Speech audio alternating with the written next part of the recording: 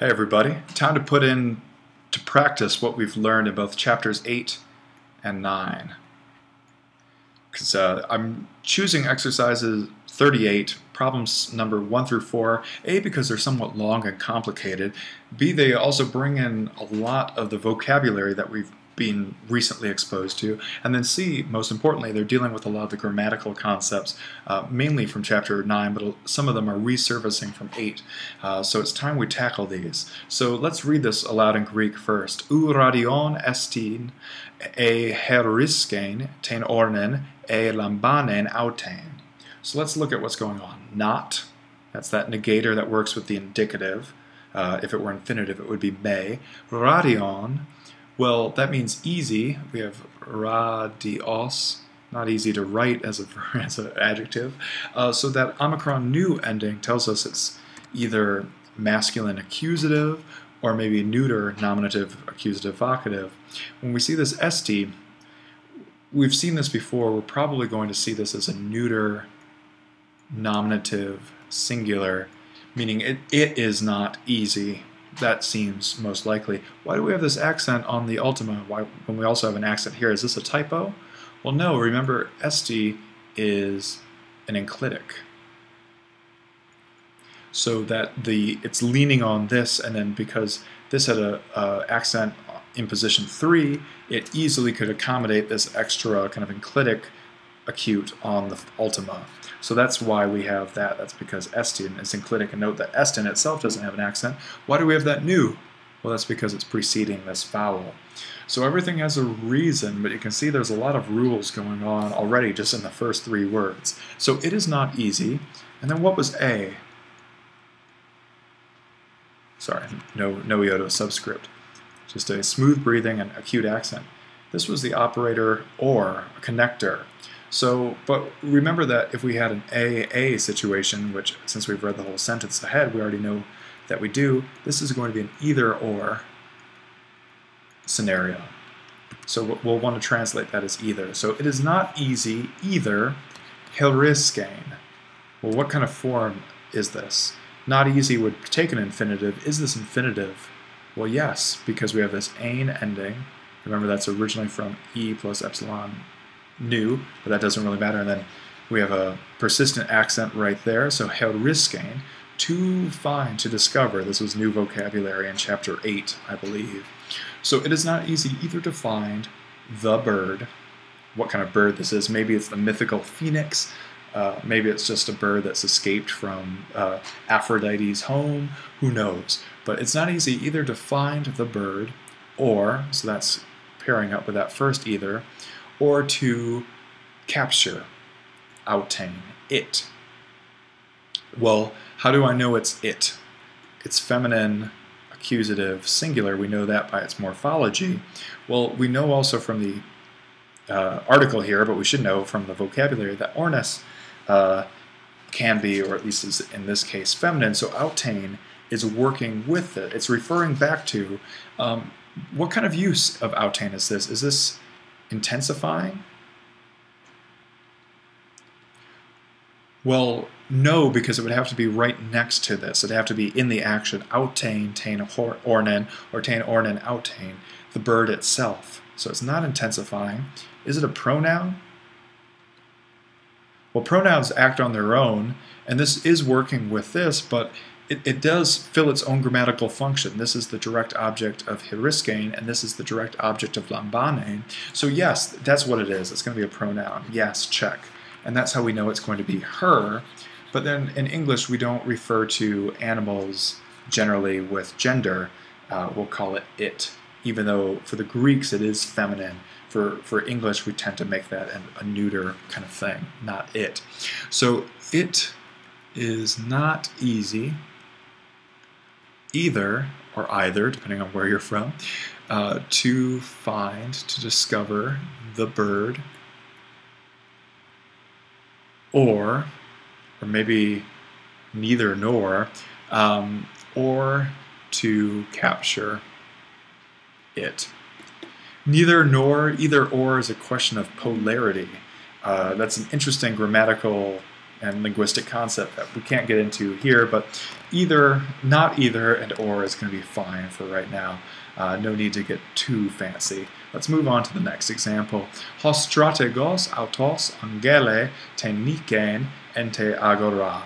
So hos strategos, that's going to be the general. And then we have this autos right here. This is classic intensifying position. And just as we have it in English, the general himself. How do I know it's himself? Well, masculine, that's what we're talking about. The general himself, angele, like the word angel, announce.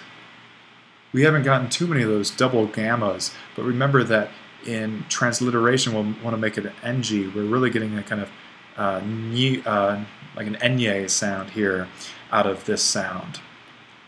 So out of this character combination, I should say, angele. Angele. So the general himself announces, maybe is announcing, and then tein nikein, new vocabulary, the victory. We all know the Nike swoosh, right? Nike. So announces the victory in the marketplace. So the only thing that's really new here outside of the vocabulary is autos is an intensifying use of that word, intensifying the general, saying that the general himself is doing the announcing. He's not having some herald do it. I guess that's the context. It's general as opposed to a strategos, not a kevrux. Next sentence. Ediokomen auton apotes koros. So we were, because we can tell it's imperfect from all of that, we were, and what does dioko mean? Pursue. So we were pursuing. We used to pursue. We tried to pursue, that conative imperfect. Could be any of those. So we'll just bracket those off as an option and then continue on. So we, let's just stick with vanilla, the top one. We were pursuing auton from the country. So as always, skip what you don't know and then try to fit it in. So what is auton? Well, this is clearly now one of those pronoun usages of autos. What's it referring to? Well, we can't really know too much other than it has to be masculine, accusative, singular. Why is that not neuter? That's a neuter ending, just like sophon, ta sophon, the wise thing. Well, that's because remember that auto is actually the neuter form. Auto, not auton. It's more like the article than like a first or second declension adjective. So this really can only be one thing, and that's masculine accusative singular, so that translates as him. So we were pursuing him from the country. We don't know who him is. Could be Xerxes, could be whatever. We just know it's masculine. That's all that the language can tell us. Context would actually give us much more in the real thing. But this is a textbook, and we're just doing the best we can. Let's do it. Number 4, finally, wrap it up. Hoi men ton stratioton e phulaton te komen, hoi de detheugon apautes. Note the elision, we're finally there. So hoi men, that should raise buzzer signs. That's a mixed metaphor, if ever there was one. So raise some flags, especially when it's paired with this hoi de. What's going on here? Well, this is our classic some phraseology. So we can start off some, and then again, remember that this men versus this de, it's going to set up a bit of an opposition. So there's kind of an understood on the one hand. So on the one hand, but we don't actually need to translate it. Some, and then what do we have here? Of the soldiers. This is actually a very interesting use of the genitive. This isn't possessive. This isn't some of the things of the generals or soldiers that don't belong. It's what we call a partitive genitive, where if we have a group of all these soldiers who are standing in a circle, and then we have some of them over here and some of them over here. We have hoi men in kind of Venn diagram A, and then hoi de in Venn diagram B. That's the sort of thing that we're getting at with this genitive. So some of the soldiers. The nice thing is that English works, partitive or possessive in the same prepositional way of the. So we don't need to really pay too close of attention to the distinction of case usage, but this is new for us. We haven't seen too many partitive genitives, sorry. It's not general. I've said generals twice now, for soldiers and for genitive. Let's get it right, Professor Al. So some of the soldiers, and that's what we're talking about, let me get back into the right color, were, well, almost the right color, were guarding, because that's the imperfect, used to guard, kept guarding, however we want to do, effulaton, were guarding the village, but others, but really that's not what we need. We're just going to say some. We're going to make it a nice antithesis. Some on the one hand, some, maybe, but on the other hand, which is basically the same acronym here, but on the other hand, some, again, of the soldiers. We don't really need to repeat that, but that's what's being talked about. So we have one half of the soldiers who are doing something, another half who aren't. So some of them were guarding the village, some of the other soldiers were fleeing from, and then autes, it. Well, what is this referring to? This is feminine, genitive, singular, that agrees in number and gender with Komeng, so that's clearly what we're talking about, from it. And what's going on here? We've lost our omicron, just as we've seen in some of the earlier examples, and then because this is a preposition, there's no regaining the accent. Up just stays as it is.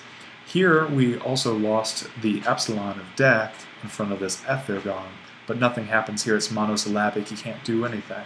So that wraps us up for lessons 1 through, or exercise 38, problems 1 through 4. Let's do a quick recap, and with bright pink, underline the important things. So this was important accentuation with this enclitic. We had this AA making a doubled statement, and then Ornis had an interesting situation in the accusative singular. This doesn't end in short alpha as many of the third declensions. This is a kind of special case. So not short alpha, but iota nu, and then this autein was a pronoun referring back. Here we have the intensifying use of autos following immediately the noun strategos, so the general himself, and that's about it. Everything else was totally doable. We were pursuing him from the country. Again, we just have a pronoun use of autos, and then we don't have a clear referent, but we can tell because it's masculine accusative singular how we're going to need to translate this into English, him. But to actually understand it, we would need a little bit more information, as so very often in Greek. So here we had hoi men, this some phrase that pairs with hoi de.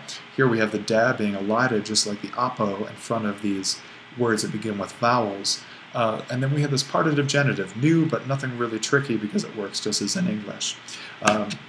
Let's see, in the next lesson we're going to tackle exercise 39, English to Greek sentences 6 through 10. So we did the beginning of this exercise, we'll do the end of the next exercise. See you then.